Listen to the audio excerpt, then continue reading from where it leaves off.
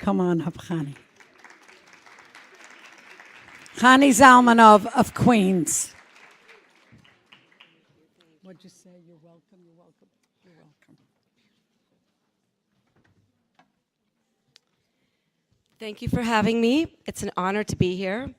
It's actually the first time in maybe 2 decades that I'm actually here at an Ashei Chabad event, so thank you for bringing me out. I'm so close, but I'm so far. And I want to thank you for hosting us this upcoming weekend. I know you just finished with the Kinnos, and there's one event after another. There's the college campuses, and before you can breathe, there's another onslaught, and you are the ones that are the true hostesses par excellence, and we really do thank you very, very much. So I'm assuming that you all want to hear stories of success, big miracles. I want to tell you that I'm also waiting to hear about the big miracles. So while we wait, and we'll wait together, I want to talk about a few I remember whens, some glimpses from my life on Shlichus. There's Michelle. She was a Hebrew school student. Bright, sweet, sensitive, serious. I watched her grow up, and I hoped that she would come to our first bat mitzvah club that I was planning, and she did. She was a fantastic, fantastic girl in every way. And I wanted her so much to continue learning with me afterwards. And I tried, and I called. No luck. She disappeared. The bat mitzvah club was over, her bat mitzvah was over, and she just wasn't interested. Then there was Nate. Nate came to our camp, Camp Ganizi of Queens. He had such an attitude. He was so unhappy in camp. He used to tell me on a regular basis, this camp is so boring. And I'm like, Nate, you're swimming in the trips. And it was just very in style to be 12 years old and have an attitude, and he was very good at that. In fact, he was so good at that, he just dropped out of camp 2 weeks before camp was over. Gone. I said, no, what could you do? You can't win them all. And then there was Jennifer. She called me up one random day, and she said, Rebbitzin, I want to study with you. I have questions. I want to learn. I said, sure. I was so excited. I said, sure, come over. She comes over. We started to learn once a week. She had great questions. We went through a lot of different topics. After about 5-6 months of learning with her on a weekly basis, and I had to arrange for my husband to come from here to babysit and put the kids to bed and arrange for this girl to do that. And she just disappeared. No goodbye. No, it's been real, but I'm moving to Florida. Nothing. I just didn't hear. I tried to call her. This was before text, I think. Could such a thing be? Yes, could be. And she was gone. I said, listen, I did what I could. And then there was a couple that came to learn with me about going to the mikvah. Every time my husband does a wedding, he sends them to come and learn because they have to go. She has to go to the mikvah before a chasana, and I invite the groom to come as well. And I always do my best to inspire them to continue on after they're married as well. And I tried so hard with this couple. And I felt I wasn't getting through. And I spoke to her, and I learned with them, and I inspired them, and I wasn't sure. So we left. I taught them everything I could, and I taught her afterwards, and I hoped for the best. And then there was Meir. He was a young Bulgarian boy from the neighborhood, and his sister was very worried about him, and she says, Rebbitzin, you must talk to him. He's so not interested in anything Jewish. I'm afraid he's going to marry a shiksa. I said, don't worry, Rachel, I'll speak to him. She said, the only thing he keeps is his Jewish name. Meir. I said, I'll speak to him. I spoke to him. He said, don't worry, Rebbitzin, everything's going to be fine.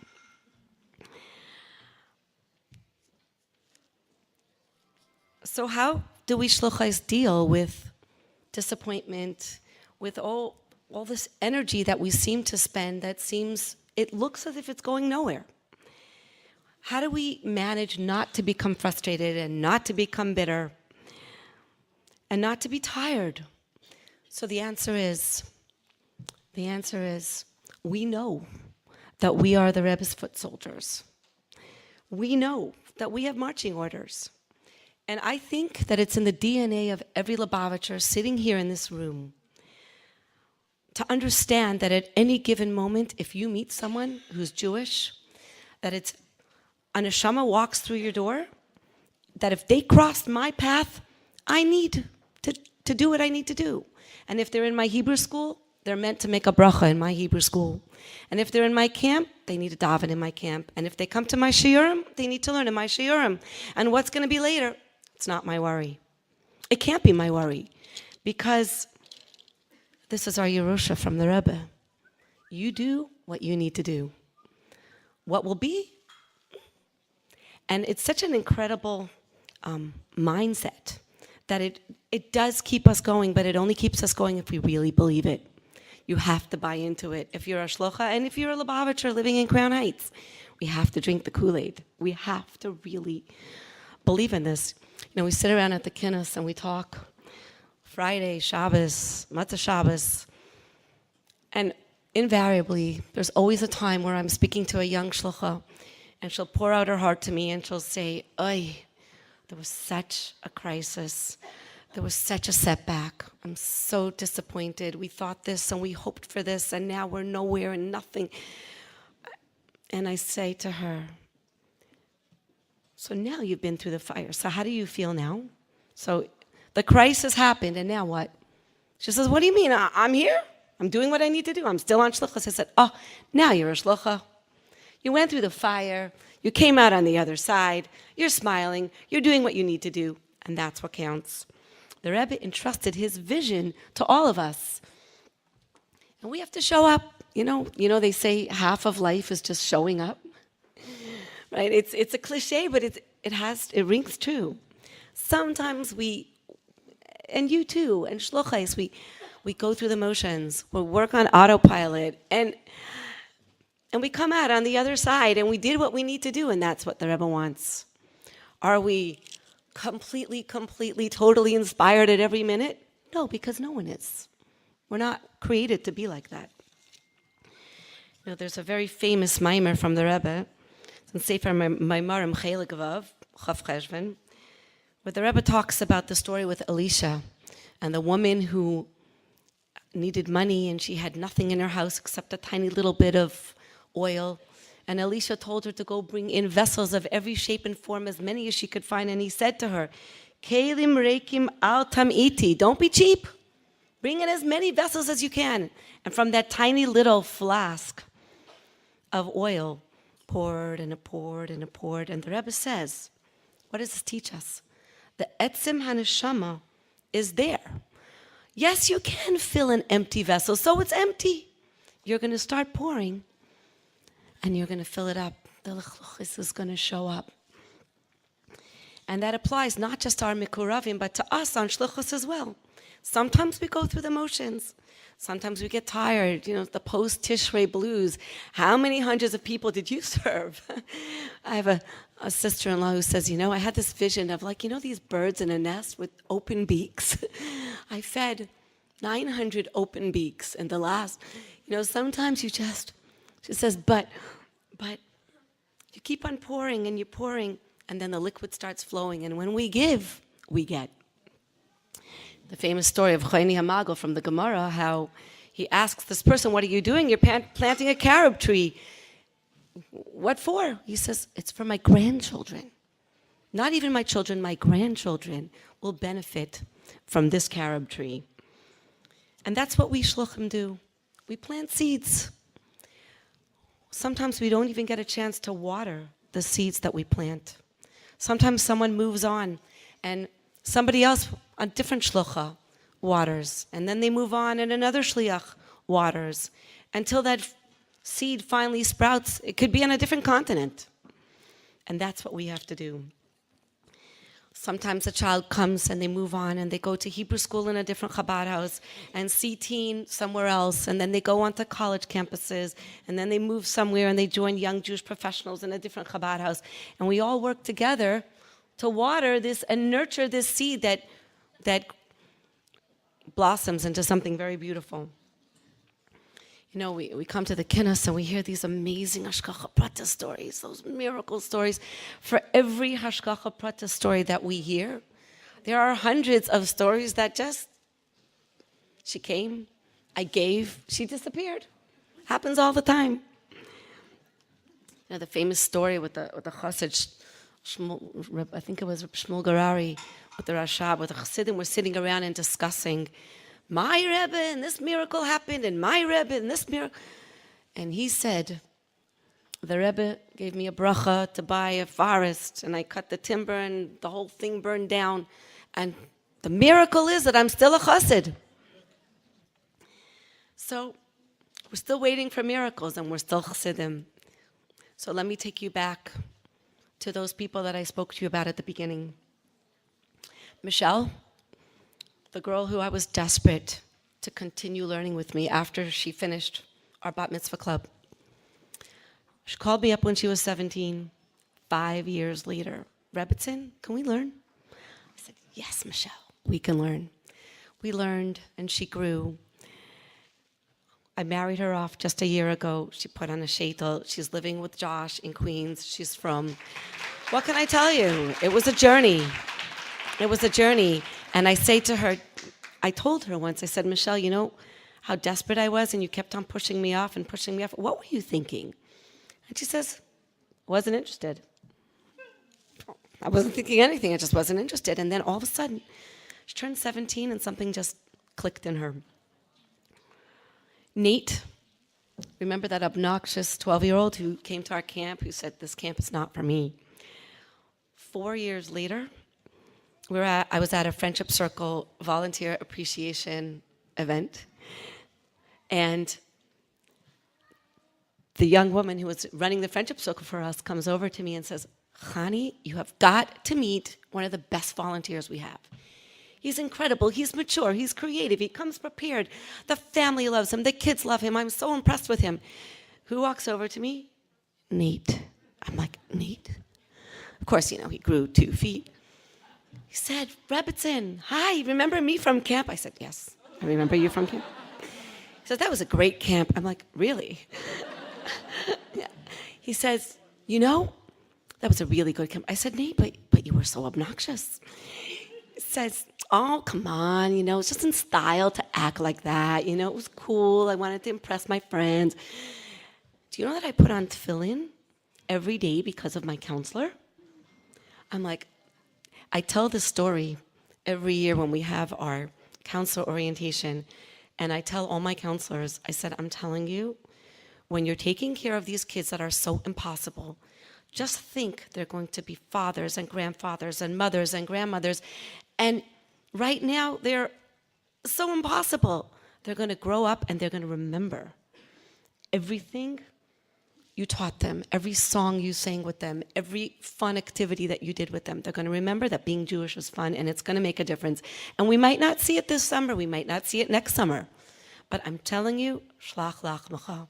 We're shlochim, and we have to plant seeds. We have the marching orders from the Rebbe, and we just have to keep on marching. What happened to Meir? Let me tell you what happened to Meir. Meir grew up in our Chabad house. He was a teenager. Our first teen club started with him. He married a beautiful Jewish girl, Marina. And they decided to send their kids, when they had children, to a Jewish camp.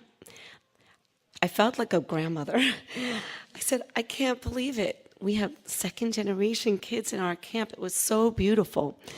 Last year, it was the third year that the kids were in our camp. And every time he drives up, I'm kvelling, you know. And here his sister was worrying that he's not going to marry a Jew. And she comes to me, she says, Rebbitzin, I'm really nervous about this. I hope you're not going to be upset at me, but I think I want to pull my 2 older daughters out of camp now in the middle of the summer. She says, you know, why? She says, do you remember the conversations we had about your daughter's school? It's an all-girls school, a from-girls school. I've decided to take you up on, you know, to take your word seriously, and I really think we're ready for that step, to move our children out of this secular, Jewish, conservative school, and I want to put my daughters in this, we're ready to put them in this school. And they started a camp this year, and I think it would be a good idea to put her in this camp So she'll meet friends and I said, Marina, I'm so excited. You have no idea. This is amazing. Of course you should take your kids out of my camp and put them in that camp. She says, I've never seen anybody so happy to give me back money in my entire life. I said, you're right, but I'm happy and I'm excited. And that was Meir. What happened to that couple? That I just felt that they weren't listening to me. You know, sometimes you feel you talk to somebody, you talk to people, and it's like a wall. You're just not reaching them. And that was my feeling. I don't know if I was right. I was at a bris of somebody in our community a few years ago, and this lady walks up to me. She says, "Did you recognize me?" And I said, "Yeah, I recognize you." And you know what? I didn't recognize her. I meet so many people, and I have to try to place them. Friendship Circle, Camp, Shiurim, Chabad House. And I'm like, "Remember you I came to you for Kala classes like 4 years ago." I said, right. I still didn't remember her. I said, "Yeah, of course." And she says, "Remember you were trying to convince me and I really wasn't." I said, "Yes," clicked. She says, "Look, here's my mikveh baby." I said, "Oh, you have made my day." So I felt I wasn't reaching her, but I reached her. Remember Jennifer, who disappeared? I never heard from her. Well, guess what? I never heard from her. It happens more often than not that people come and we give, and they're gone. If we're connected, and if we're makusher, and if we're on shluchos for the right reasons, it doesn't bother us because we know that at that very moment, we were there to teach them. So we taught.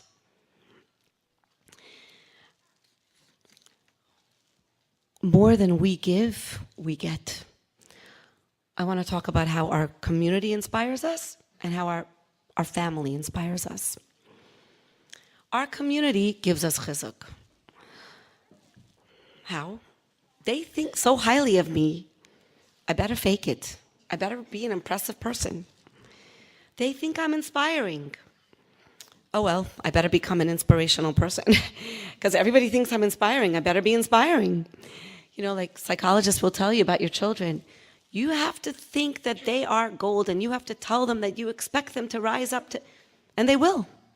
They will. It might take a few years, but they will. I better become an inspiration. One Erev Pesach, the worst thing that could possibly happen to any shlucha and any balabasta happens is the cleaning lady just didn't show up. And it was Bedikas Chametz day. And I had left so much for her. I don't want to sound like a spoiled jap, but I really needed her. I really couldn't manage on my own to prepare a Seder for 40 people, which is a small Seder, from start to finish with 8 kids under the age of 9, and Bedikas Chametz, people coming through our Chabad house and our home, dropping, talking things off. I was in a panic. And I just started. I said, I'll do what I have to do. And started cleaning. And one by one, my kids woke up that morning with fever, high fever. 6 out of 8 children on the sofas, on the floor. Baruch Hashem, no one was throwing up, so, it could always be worse. And I just didn't know what to do. And I had invited I don't know what's the proper word, very stotzy. This was not something that I could mess up to say there. And I said, what am I going to do? I said, I just have to do. In walks Marianne Kahan, a woman from Brussels, a neighbor of ours, with her Bedikas Chametz to sell from her husband. And she says, Rebbitzin, how are you? I said, Marianne, it's a disaster. I started to tell her what happened, and she says to me, Rebbitzin, it's just a test. And I'm sure you're going to pass with flying colors. And I said to her, actually, I already flunked. She said, no. She says, you're going to be fine. And you know what? I was fine. It wasn't even the end of the story. The next morning, I said to my husband that night at 1 a.m, I said, tomorrow morning, the only way I figured it all out, I'm going to manage to come to the Seder with everything made. I need your help from like 6 to 9. Whatever it is, with the kids, with the house, with the kitchen, I just need you. 5:30, the phone rings. I said, oh no, I'm telling you, it's a levaya. I know it. Sure enough, the mother of someone in our community passed away. Rabbi, I'm so sorry. I don't know how. I made it to the Seder. What was the silver lining in this cloud? My kids were all plastered on the sofa, and I felt really bad. I wanted people to see what frum kids can do, and how they can say the Manishtana and in Yiddish and everything that they can give over at a Seder. This is half of our shlichus is our children. And I went to my oldest child, and he was plastered on the sofa. And this kid had this thing. He doesn't take medicine. He sweats it out. Not Advil, and not Tylenol, and not Motrin, nothing. I said to him, could you please take some Advil? He says, no, I don't take medicine. When I'm better, I'll be better. And I'm trying to convince him. And finally I said to him, but what's going to be with our Chabad House Seder? We need you. We need you to say the Manishtana, to speak in Yiddish, and to give some Dvar Torahs. It's so important. And he looked at me and he said, okay, I'll take the Advil.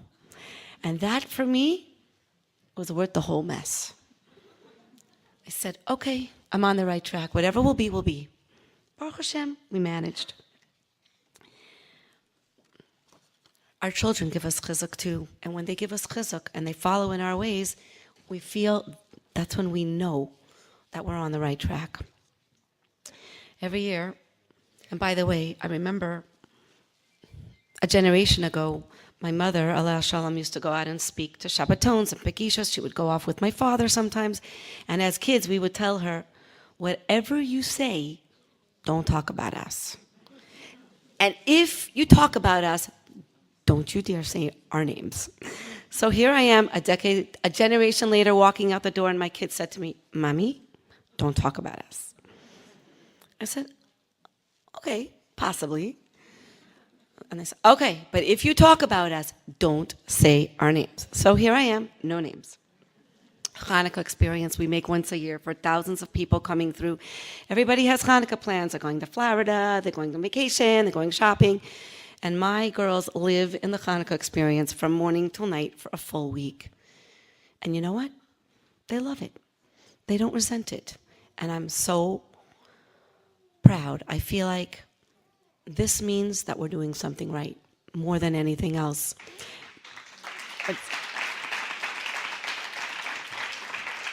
One of the girls, one of my close friends that I learn with and lives in the next neighborhood over, and she walked into the Hanukkah experience once here, and she looks around and she sees one daughter is running a game show, one daughter is running the arts and crafts, one daughter is in the activities center, one daughter is selling the tickets, one daughter is doing the face paint. My little daughter, she says she loves being on. Someone once asked her, what do you love about shlichus at the kinnos? One of the counselors, and she says, I love the Hanukkah experience because my mother is so busy, I can eat as much cotton candy as I want for a week. It's true. So this little one was eating cotton candy, and this woman comes over to me and says, only Chabad girls can be so refined and so powerful. They can be so edel and so self-confident. Look at your daughters. Look at their friends that are here working. They're incredible, but they're assertive, they're taking charge, they're running this whole program. You've got 600 people running around this room, and they're running this whole thing. And they're so refined. I said, this is Chabad. These are our Chabad girls. And I was so proud of them. I took them out to eat. That was their treat. But that was the Kiddush Hashem, that they were able to see that the girls were edel, not just capable, but edel. And that is so important. I want to end with a story.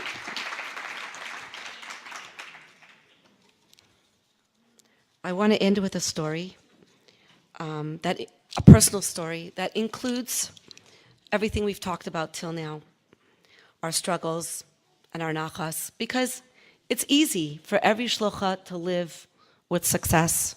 I know how to live with success. Baruch Hashem, we have a beautiful camp with 200 kids and a friendship circle and hundreds of children coming through our clubs and shiurim and a show that's growing.